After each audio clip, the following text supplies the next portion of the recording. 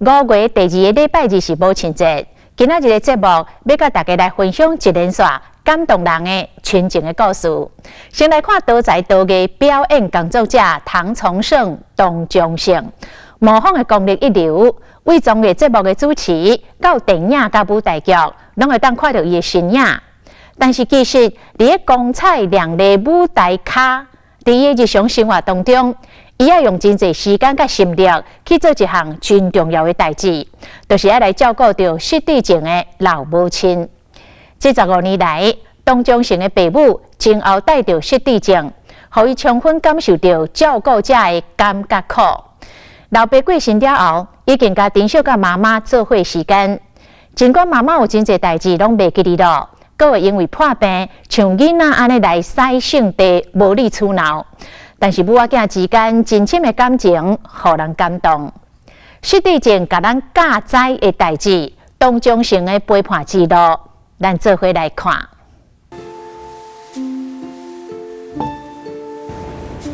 来嘛，你来这里，来这里。以前你跟爸爸不是也有这样种兰花，对不对？对呀。其实我们常在讲哦，你照顾一个植物人，其实比较轻松的，就翻身拍背，时间到了就该怎么做就怎么做，按表操课。失智症不是哦，因为植物人他不会站起来做任何事情，他没有知觉。你来，失智症的人是很清楚的哦。他脑袋以为他很清楚可以做这个做那个，但常常是误判情势。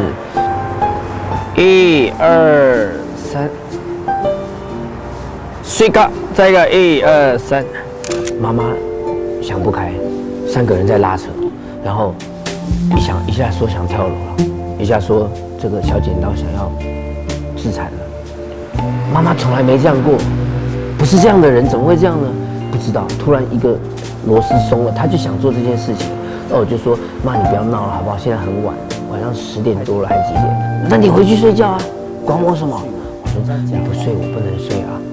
那是我对不起你。好，那我干脆去那个什么。”我说：“妈，你不要这样子。那你如果要这样，我这么爱你，你要跟我这样讲，那我先去死好了。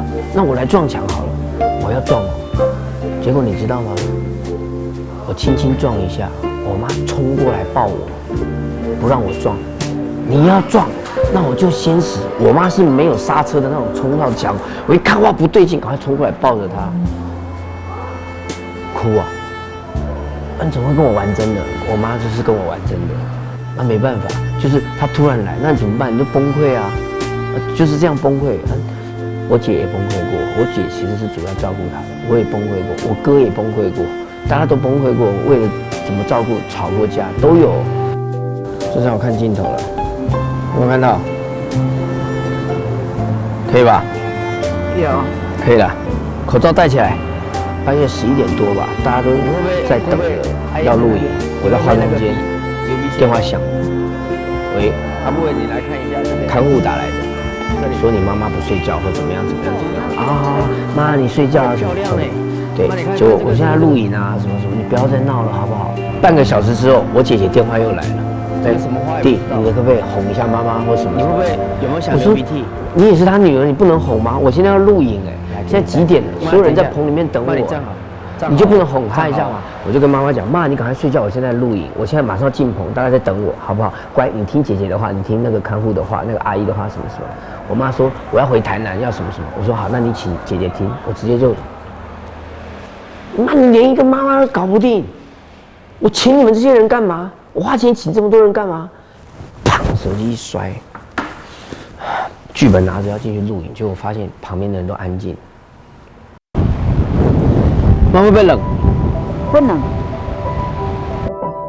不对哦，刚不应该发那个剧，我就后来很后悔，然后我也很后悔跟我姐大小声，因为我姐是在第一线照顾我妈，是最先锋。他是那种无怨无悔的那种付出的人，然后他是在跟我求救，其实他是在跟我求救，他很无助，对啊，半夜3更的什么又要搞定看护，又要搞定这个亲生母亲，他2头难，打电话跟我求救我还摔了，不应该吗？哦，那窗帘可以拉吗？哎，你不要站起来，你不要站起来。窗帘可以拉吗？啊，窗帘可以拉吗？可不可以拉？可以啊其实我也第一线照顾过，很辛苦，真的很辛苦，没话讲。怕那种什么，对我是照顾者啊，你们都不在，但每个都是指定是谁给爸爸吃那个？爸爸这怎么可以吃这个？谁带妈妈去那个？你不知道那个什么什么吗？我看那个照片，怎么爸爸穿这么厚，外面几度啊？我们的口气就是质疑、质问，不是质疑而已，是质问。他当然会生气，会俩狗。那也曾经说，好，可以，不要，那就你们来，你们会，你来。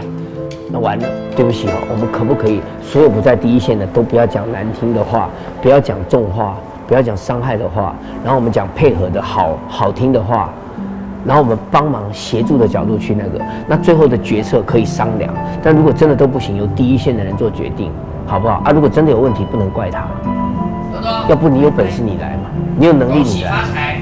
因为有要不要签一个？外人他会害怕。这个乖，好棒哦！妈妈看这么多人，不喜欢，然后嫌这个一直吃他儿子的东西，嫌这个偷他的剪刀，怎么办呢？我不要这个，哇，那人家也不要你啊，最后就只能用骗的。好，然后一进来就介绍，妈妈，这个是新的照顾你的，新北市社会局的志工。志工哦，对，因为你现在符合那个老人家的那个，这是社会福利，免钱的，是哦，那个他叫什么名字？然后他是要凑时数，照顾你几个钟头之后，他可以领到他的执照、证照，他就可以去外面找工作。好，全部都不用钱哦，不用钱，那怎么好意思？我们要不要包红包给他？反过来变得好客气哦，来吃饭，来吃饭。豆几岁了？你记得吗？好像2岁。哎呦，是哦，2岁。哇，你居然记得哎！2岁。豆豆，不要咬阿嬷，你看那边，他都要咬我的手，不可以。亲一个。爸爸在他81岁左右就开始状态不太对，那。后来经过1年半左右的一个磨合期，我们慢慢认识失智症了之后，我们才带着爸爸去看诊。其实对我们来说，其实对我爸来说，其实有延误就诊。对啊，那其实一确诊的时候，已经差不多轻度的末期，接近中度了，中度的初期这样。我爸可以一个半夜起来17次，你怎么睡嘛？每次起床就是说我要改大便，我要尿尿。坐马桶一坐半个小时，什么都没有，然后讲差不多就是，好爸，你大过了，我还大，你大过了，或是你大完了，我已经帮你倒掉了。失智症有个好处，就一讲就忘，大过了啊，就上床睡觉，躺下来2分钟又起来，你就跟着他起来吧，又要大。等到他失智症之后，敢抱他，敢亲他，敢跟他说爱他，我爱你这样。我们之间可以这样的，没失智症之前根本不敢。所以你要思考，你失去的是一个健康的爸爸，可是得到的是一个可爱的老头。失智症之后，把他当朋友在玩，甚至当我的小孩在玩，陪他逗他干嘛？对啊，一直到最后我爸走的时候，是我抱着他的。到最后没气的，对啊，就是另外一种的亲，跟妈妈又不太一样。脚没关系，你动手就好了嘛，动手。哎呦，妈妈好笨哦。不会啦，看影片跟着他做就好了。小时候我需要照顾的时候，他们用生命在照顾我。我讲难听点，他还活有多久？我也不知道照顾一天少一天，我应该要珍惜才对啊。所以我没有多伟大，我是在报恩的。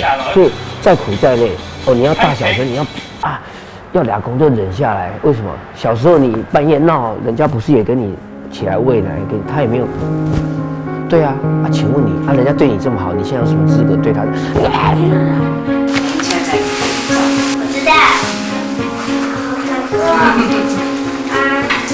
你看，我我说我爸妈还可以讲道理，还认得人，儿子女儿都认识，孙子孙女都还记得。你去看人家有不记得的，还会打老婆的。你一比较之下，我爸妈还好哎。你要不要知足了？我请问你，唐崇盛，你还要求你爸妈要怎样？哎，还自己能走路，你不用推轮椅。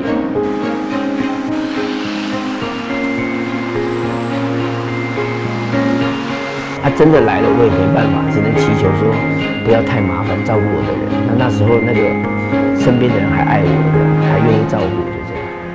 会跟子女说，如果万一我失智的话，你们多担待一点吗？他们还小，对，有开玩笑讲过了，爸爸以后那你们如果还可以的话，就照顾一下。